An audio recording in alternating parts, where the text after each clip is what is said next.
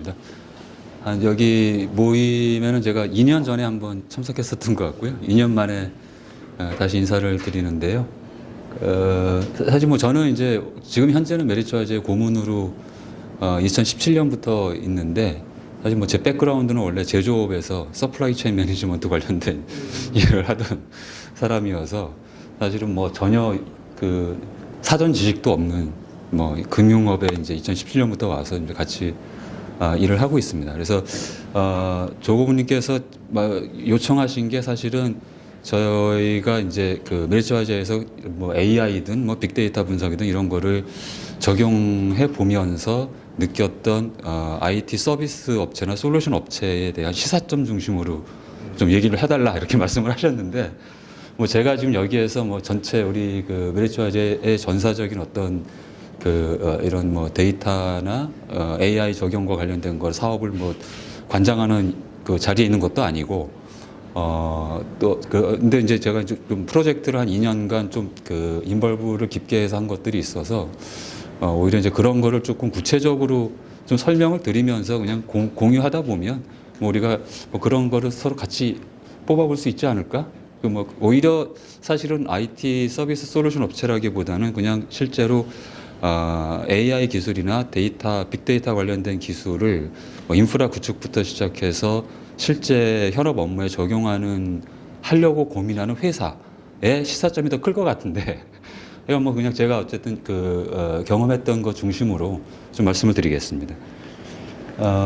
일단은 제가 이제 메리츠화재는 손해보험 회사죠. 그러니까 우리나라는 생명보험하고 손해보험 이렇게 두 개로 구분이 돼 있고, 손해보험은 이제 전통적으로 시장에서의 마켓쉐어나 이런 것들을 보면 삼성화재가 1등이었고, 계속 이제 1등이었고, 그 다음에 이제 뭐 우리 DB, 현대해상, 그 다음에 뭐 KB, 뭐 메리츠, 뭐 한화, 뭐 이런 한 10여 개 업체들이 이제 경쟁을 하고 있는 시장이고요.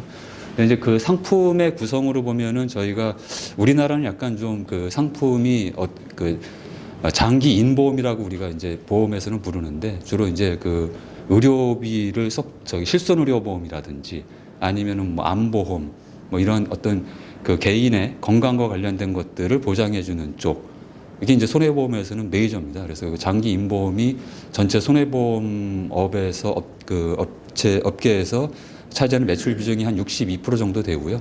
그 외에 이제 자동차 보험이 한 22%. 그 외에 또 이제 무슨 뭐 핸드폰 불신 보험이라든지 이렇게 기업하고 같이 연계해서 보상해주는 어떤 손해보험 그런 영역을 특종이라 그러는데, 그게 한 10여 %, 뭐 이 정도 구성이거든요. 대부분의 매출이 이제 장기라고 하는 건 자동차 보험 우리가 1년마다 갱신하지만, 장기 인보험이라고 하는 건 우리가 뭐 10년 납입하고 뭐 15년, 20년 보장을 받는다든지, 뭐 20년 내고 100세까지 보장받는다든지 이제 그런 형태의 장기로 유지하는 보험을 얘기합니다. 그래서 장기 인보험이 메인이고요.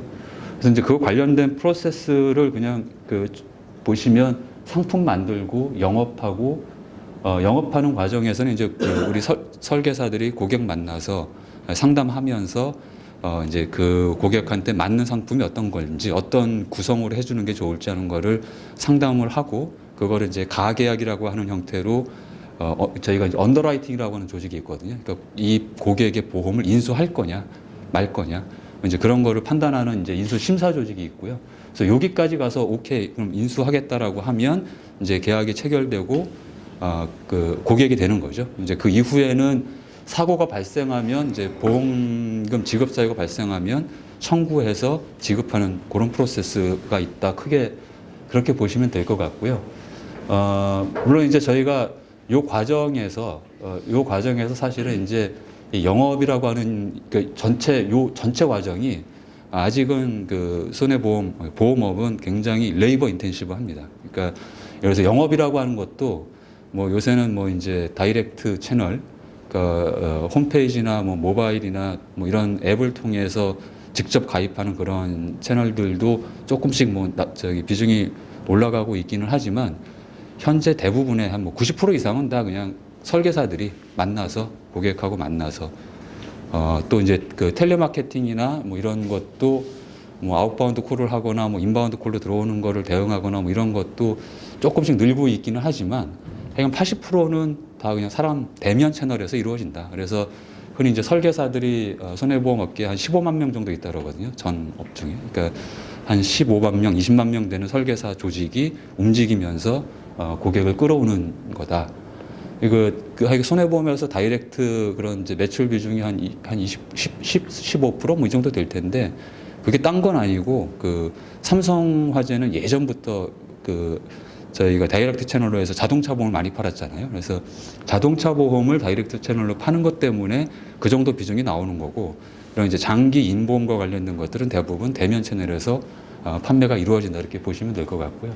그다음에 이제 인수심사라고 하는 것도 그 고객의 과거 어떤 보상된 이력이나 이런 것들을 손해보험 업계, 생명보험 업계가 서로 공유하는 데이터베이스가 있어요. 그래서 그 데이터베이스를 보고 또 이제 필요하다면 고객이 제출한 의료 차트나 아니면 이제 그런 것들을 보고 이 고객의 계약을 인수할 거냐, 아니면 표준 계약으로 인수할 거냐, 아니면은 이 고객은 조금 예를 들어서 예전 병력이나 보상력을 봤을 때 우리가 그냥 그러니까 보험료를 이렇게 받아서는 조금 우리가 좀 문제가 있을 것 같고 조금 할증을 해서 받아야 되겠다. 내지는 이 고객은 예를 들어서 뭐 간과 관련된 질환이 발생하는 경우에는 보장에서 제외해야 되겠다. 이제 그걸 부담보라고 하는데 이제 그런 판단을 하면서 인수하는 겁니다. 이제 그 다음에는 뭐 이제 그 보험금 지급하는 프로세스고요. 그래서 요 각각의 영역에 이제 뭐 채널도 그 저희가 전속 설계사 채널이 있고 또 전속 설계사는 이제 그 회사 제품만 상품만 파는 채널이고, 그다음에 이제 저희가 GA라고 해서 일반 대리점, 그래서 전사 그 상품을 취급하는 그런 이제 대리점이 있고요. 이제 그 비중이 점점 커지고 있습니다. 그래서 GA 그런 일반 대리점 시장에서는 현재 메리츠 화재가 이제 마켓쇼 1등을 하고 있고, 그다음에 이제 TA라고 하는 전속 설계사 시장에서도 지금 거의 삼성 화재를 뒤쫓는, 그래서 최근 한 2, 3년간 그 장기 인보험 시장에서 이제 메리츠 화재 마켓쇼가 많이 올라가 있는 상황이고요. 그렇습니다. 그래서 이렇게 뭐 각각의 영역에서 영업단에서 뭐 챗봇이나 뭐 이런 기술을 활용해서 뭔가 고객의 상담이든 뭐 이런 거를 조금 더 데이터 기반으로 또 좀 자동화할 수 있는 방법은 없을까, 뭐 이런 고민도 사업 단위에서 하고 있고, 또 이제 인수 심사할 때도 이것도 지금 인수 심사라고 하는 게 저희가 예를 들면 한 달에 이거를 심사해 주세요라고 하는 요청이 한 달에 한 100만 건 이상 들어오거든요. 그러니까 한 달에 100만 건 이상 들어오면 이제 하루에 뭐 한 비즈니스 데이로 하면 한 5, 6만 건 정도를 처리를 해줘야 되는데, 그거를 이제 사람들이 한 3, 40명 되는 조직이 그거를 계속 올라오는 거를 보고 판단해주고 하고 있는데, 그 과정에서도 그럼 그거를 자동으로 처리할 수 있는 방법이 없겠느냐, 뭐 이제 그런 게 고민이 돼서 이제 그런 걸 하고 있는 것도 있고요. 뭐 이제 그렇습니다. 그리고 요 뒤쪽은 이제 조금 이따 자세히 말씀드릴 거고요. 이제 그렇게 여러 영역에서 그런 노력들이 일어나고는 있는데, 제가 이제 주로 봤었던 거는 아까 말씀드린 요 보상, 손해사정과 보험금 지급 프로세스에 관련된 거랑 2년 정도 같이 개선을 해오고 있어요. 근데 여기도 마찬가지로 레이버 인텐시브한데, 왜 그러냐 하면, 그러니까 뭔가 데이터를 가지고 뭐 비즈니스 프로세스에서 뭔가 판단을 하고 효율화를 하고 뭐 이런 영역을 하려면 다 아시겠지만 당연히 데이터가 굉장히 좀 잘 정비된 데이터가 필요하잖아요. 근데 이제 뭐 예를 들어서 뭐 그 제조 공정에서 어떤 장비에서 올라오는 그런 데이터들처럼 이렇게 거기에도 뭐 여러 가지 아픔이 있겠지만, 그런 것보다는 여기는 대부분의 정보들이 다 사람이 입력을 해서 만들어내는 데이터들이에요, 기본적으로. 그러니까 왜 그러냐면, 저희가 이제 예를 들어서 사고를 접수하고 그 접수한 정보들이 현재는 디지털화가 안 되어 있기 때문에 이건 다 서류로 오거든요. 뭐 팩스나 이메일이나 뭐 우편 혹은 홈페이지나 모바일에서 이미지를 찍어서 올리거나 뭐 이런 형태로 되어 있고, 그게 디지털라이즈가 안 되어 있기 때문에 그거를 서류나 이미지를 보고 이거를 데이터화 해주는 인력들이 필요합니다, 앞단에. 그래서 이 정보 입력이라고 하는 조직이, 여기도 저희가 이제 한 달에 한 60만 건 정도의 보험금 청구 건을 처리하고 있는데, 60만 건이니까 하루에 한 3, 4만 건 정도를 처리하거든요. 그러면은 3, 4만 건의 데이터를 그러니까 사람들이 한 120명 정도가 계속 그것만 입력하는 조직이 있는 거예요. 그래서 그거를 계속 입력을 하고 있고 그 데이터라고 하는 게 어떤 것들이냐면 예를 들면 뭐 여기 보험금 청구서도 있고 뭐 개인정보 동의서, 뭐 계좌번호 이런 정보들은 청구서에 적혀 있는데 예, 주로 이제 이런 그 인보험에서 의료와 관련된 것들이 많다 보니까 진료비 영수증이나 납입 확인서, 진단서, 뭐 세부 내역서 이런 형태의 데이터들이 있고 그런 것들이 그 예를 들면 이제 뭐 이런 다 아시겠지만 병원 가면 이런 영수증 발급해 주지 않습니까? 이게 이제 이런 거를 넣어야 실손 보험에서 처리를 해 주는데 그러면은 저희가 예를 들어서 사실은 이제 실손 보험이 커버하는 영역은 기본적으로는 예전 상품은 비급여도 많이 뭐 100% 보장해 준 상품도 있곤 했지만 최근에 약간 급여 항목 중에 공단에서 부담해 주는 거 말고 개인 직접 부담한 거 그다음에 이제 비급여는 또 특약으로 구분해서 이제 뭐 일부 그 부담금을 제외하고 또는 그 횟수나 이런 제한을 두고 이제 보장을 해주는데, 근데 이런 것들을 그냥 총액 기준으로만 데이터화하는 것들이 아니라, 그러니까 요 항목들이 한 30여 개 항목들이 있어요. 30여 개 항목들이 있고, 요 각각의 그 칸들을 합치면은 뭐 한 뭐 150개 칸이 생기잖아요. 그럼 요 칸에 있는 숫자 하나 하나를 다 입력합니다. 그러니까 진찰료가 얼마였고 입원료가 얼마였고 식대, 투약 및 조제료에서도 행위료와 약품비가 98원, 390원, 3,209원 뭐 이런 거 다 그대로 입력하거든요. 왜 그러냐면 이거를 퉁칠 수 없는 게 고객은 정확한 그 보험금을 받기를 기대하고 있을 텐데 저희가 단단히까지 틀리면 안 됩니다. 사실은 정확한 지급을 해줘야 되기 때문에 이걸 지금 다 사람들이 입력을 하고 있고 또 건보는 다 있을 거 아니에요. 건보 데이터 못 받는다고? 건보 데이터, 그러니까 이제 그게, 기본적으로 건강보험에는 아마 급여와 관련된 데이터는 있을 거예요. 근데 이제 비급여와 관련된 데이터는 건강보험공단에, 예, 비급여는 없고, 그게 이제, 2019년에 그래서 보험금, 이 실손 의료보험의 보험금 그 청구 자동화와 관련해서, 그러니까 더불어민주당에서 이제 두 개 이제 법제화 노력을 했죠.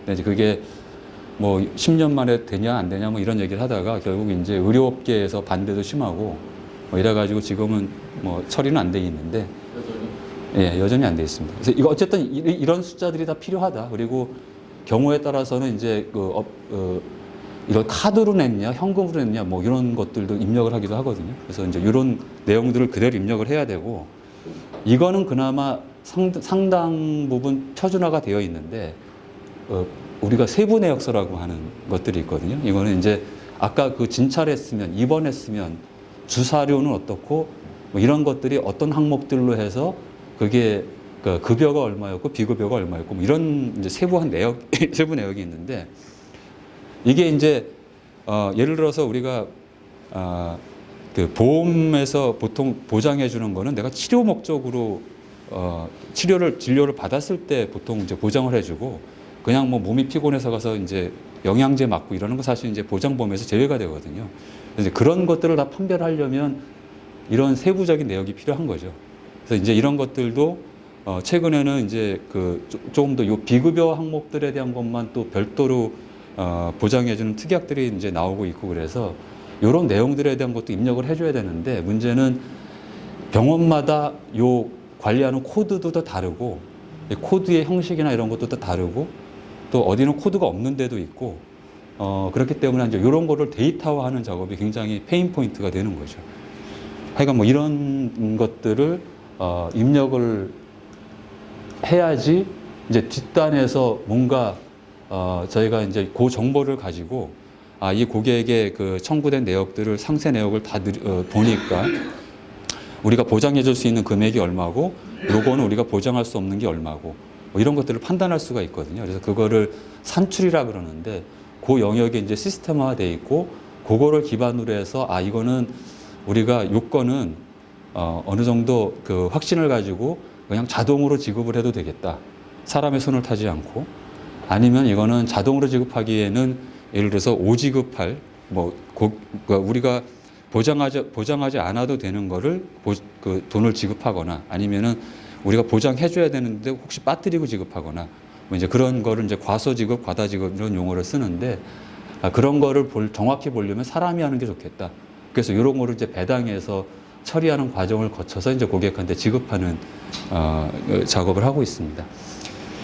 그래서 이제 저희가 하려고 했던 거는 이제 요 앞단에 하여간 여기 뭐 한 120명 정도, 130명이 이 단순하게 정보를 입력하는 거를 좀 어떻게 자동화할 수 없을까 이런 고민들을 당연히 하게 되고, 그 다음에 이제 여기에서도 뒷단에 사람이 이제 처리를 한다고 되어 있는데, 그 청구권을 처리하기 위해서 사람이 한 600명 정도가 달라붙어 있어요. 그래서 600명이 계속 들어오는 거를 처리를 해주고 있기 때문에 이 부분에서도 뭔가 효율적으로 운영할 수 있는 방법이 없겠냐, 이제 그런 것들이 기본적인 고민이었습니다. 근데 이제 이 앞단의 문제는 이제 결론적으로 얘기하면, 제가 이제 2017년 5월에 여기 들어갔는데 2017년 초부터 당연히 이제 나오는 얘기가 뭐 OCR로 해서 그 이미지 들어오면 문자 인식하면 되지 않겠냐. 그래서 이제 그런 이제 그 니즈가 있어서 프로젝트를 이미 시작을 해서 진행을 하고 있었고요. 그래서 2017년 3월부터 12월까지 한 9개월 정도 프로젝트를 해서 OCR을 도입을 했었습니다. 근데 이제 결론은 지금 거의 안 쓰고 있어요. 거의 안 쓰고 있고, 근데 이제 그 이유는 뭐냐면, 일단 이제 하는 과정에서 저희가 아까 그런 이제 그 영수증이나 세부 내역서나 이런 것들이 표준화되어 있지를 않고 병원마다 양식도 다르고, 또 이제 우리가 사진 찍어서 고객이 사진 찍어서 보내면 이제 컬러 이미지로 오고, 그 다음에 팩스로 보내거나 하면은 이제 다 흑백으로 변환돼서 오잖아요. 그러면 이제 흑백 이미지냐 컬러 이미지냐에 따라서 이미지 프로세싱하는 방식도 좀 다르고요. 왜냐하면 영수증은 다 이렇게 여기 이렇게 칸이 쳐 있잖아요. 보통은 이렇게 칸이 쳐 있고, 또 이제 조금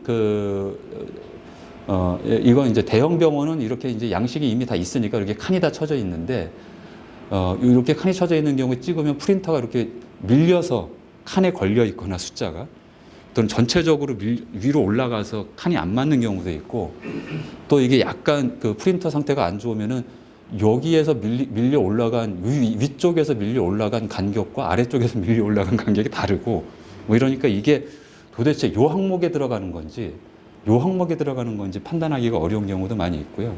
그러니까 이제 팩스로 들어온 것들은 이미지 품질이 워낙 안 좋아서 제가 이렇게 눈으로 봐도 야 이게 3이야? 뭐 6이야? 뭐 헷갈리는 것들이 많아요. 그래서 이미지 품질에 대한 이슈도 있고, 그래서 이 과정에서 아이가 뭐 처음에 한 60% 정도 이미지 그 인식도가 있어서 그거를 같이 이제 데이터를 같이 제공을 하면서 학습을 해서 뭐 7, 80% 이렇게 올렸는데,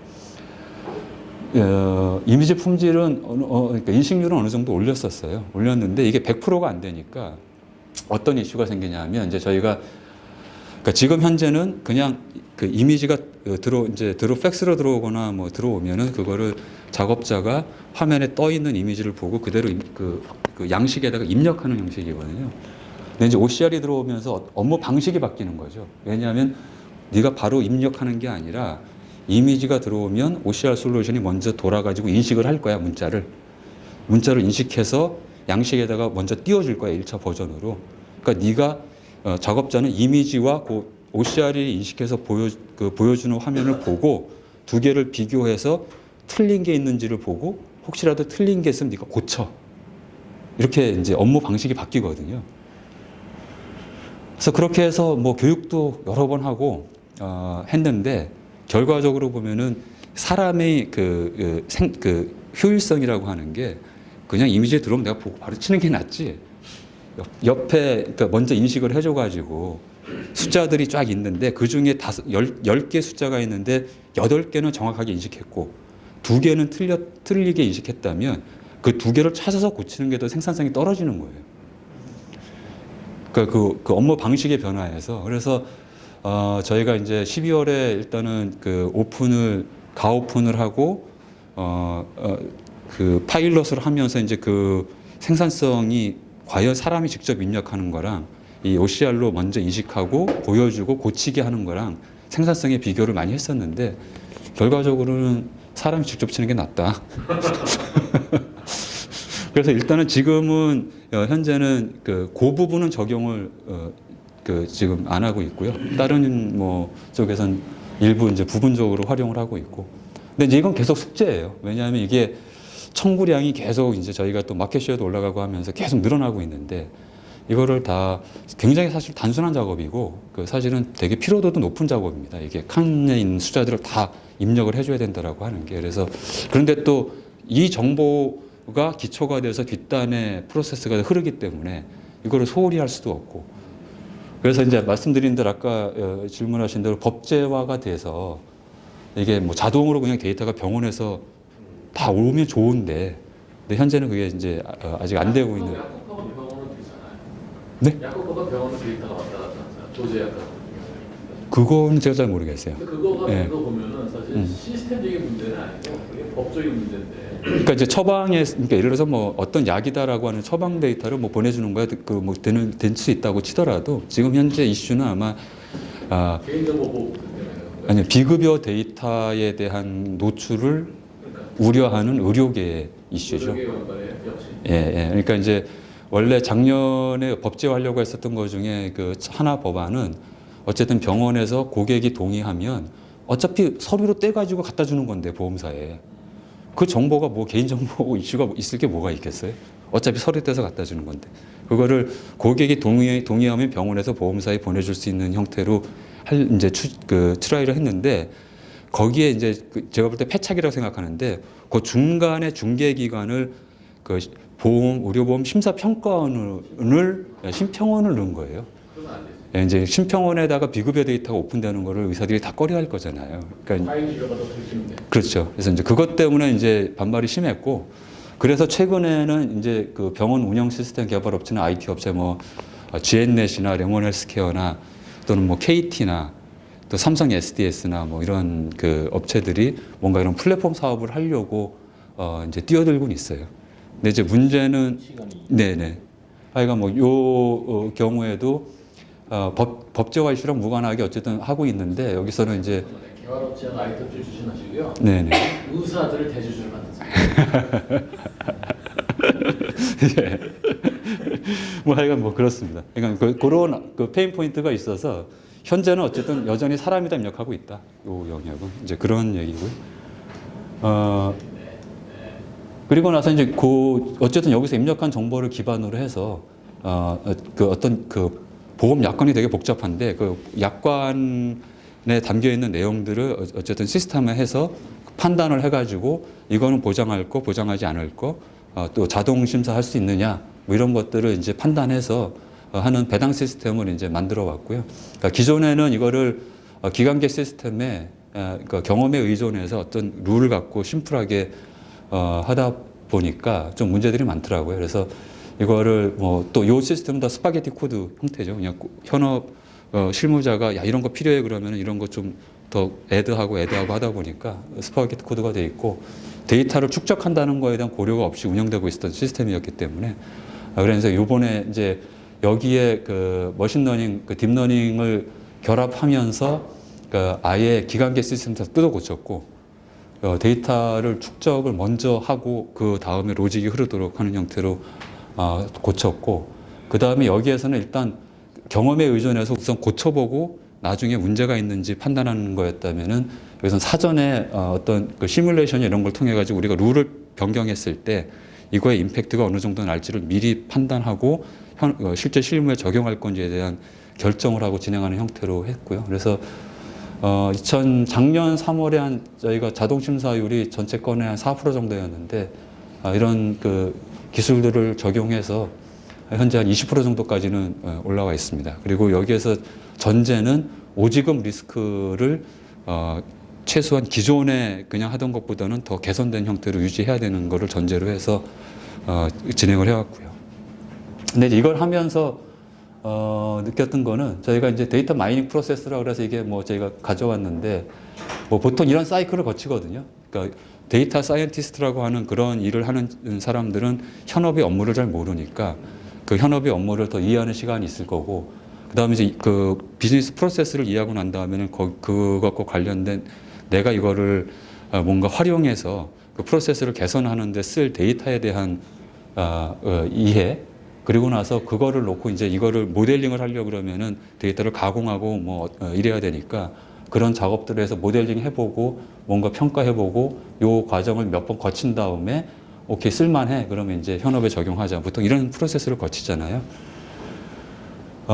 근데 이건 저 앞에서도 말씀드렸지만 저희가 이걸 하면서도 그러니까 이 기존의 시스템이 데이터 축적에 대한 고려가 전혀 없었기 때문에 그러니까 그거를 사전에 그 관련된 피처 우리가 이제 피처라고 부르는 그 데이터 속성들에 대한 것들을 미리 좀 잘 축적될 수 있도록 그 기간계 시스템도 고치고 뭐 이런 작업들을 하는데 원래 이제 IT 인력들하고 해가지고 한 2, 3개월이면은 뭔가 이제 요런 그걸 좀 정비하는 구조를 만들 수 있겠다라고 생각을 했었는데 기존 시스템이 워낙 복잡하기도 하고 또 이제 그 계속 데이터의 밸리데이션이나 이런 것들을 이게 왜 그러냐면 어쨌든 하루에 3, 4만 건을 계속 처리하는 한 달에 한 60만 건을 처리하는 그 현업 시스템이 계속 돌아가는 과정에서 그 라이브 되고 있는 그 시스템에다가 또 손을 대면서 이제 하다 보니까 시간이 상대적으로 좀 오래 걸리더라고요. 그래서 사실 데이터를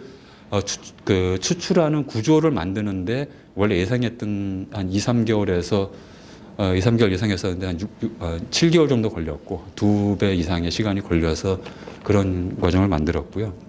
그다음에 이게 실제로 이제 실무에 적용하는 과정에서 이거를 지금 실무에 적용할 수 있는 거냐 뭐 이런 판단을 해야 되는데 이제 그거를 판단을 하려면은 내가 네 기존 시스템하고 이제 비교를 해서 기존 시스템 대비해서 오지급의 리스크도 적고 그 다음에 실제로 그 적용할 만하다라고 하는 거를 판단을 해야 되니까 그런 거를 이제 그 고민하는 시간 고민하고 그런 구조를 어떻게 만들 거냐 하는 게 이슈가 많이 됐었습니다. 그래서 일단 만들어서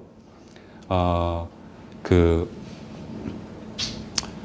기존 시스템도 있고 새로운 시스템도 있고 그거를 동시에 같이 운영을 하면서 그러니까 청구권이 들어오면은 그 중에 90%는 기존 시스템 그냥 타도록 하고 10%만 새로운 시스템으로 타도록 해서 그 두 개를 비교하는 형태의 것들을 하면서 검증을 하는 과정을 거쳤고요. 그 다음에 아까 자동 심사율을 높이는 작업을 한다고 그랬었는데 자동으로 나가고 나면 이게 실제로 건이 많기 때문에 100% 이거를 품질 검증을 할 수가 없거든요. 그래서 이제 했었던 게 자동으로 보내라고 딥러닝 모델이 판단한 건들을 그 중에 일부 한 5%에서 10% 정도를 랜덤으로 셀렉션을 해가지고 그걸 사람한테 줘봤어요. 사람이 처리해보면 어떻게 나오는지. 그래서 그거를 결과를 또 받아서 요 결과를 같이 그 품질을 검증해주는 조직을 품질 한 4명 정도의 조직을 또 채용을 해서 계속 그거를 보면서 이제 이 시스템의 성능을 개선하는 계속 피드백해서 반영하고 뭐 이런 과정을 지금 해왔고 또 계속 하고 있는 상황입니다.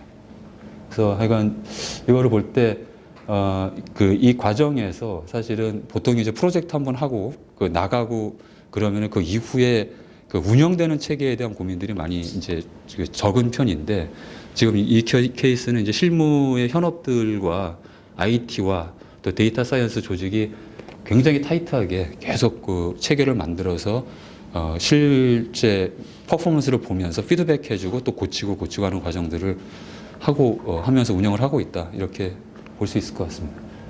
그래서 뭐 일단은 뭐 내용은 뭐 저희는 이제 이 조직을 데이터 사이언스 조직이 조금 전담 조직을 만들어서 현업 부서랑 같이 굉장히 타이트하게 코업을 하고 있다라고 하는 거고요. 그러면서 이제 같이 작업을 하고 있고 또 현업 부서에도 이거를 디플로이하고 난 다음에 빠지는 게 아니라 계속 같이 붙어 있고 또 현업 부서에 또 채용을 해서 데이터 사이언스 역량을 가진 친구들을 채용해서 현업에다 박았어요. 그래서 그쪽에 같이 고민하면서 코업을 할 수 있도록 그런 형태로 지금 운영을 하고 있다. 이렇게 보시면 될 것 같습니다. 일단 여기까지가 제가 준비한 내용이고요. 질의응답이 원래 많아야 되는데 시간상 오늘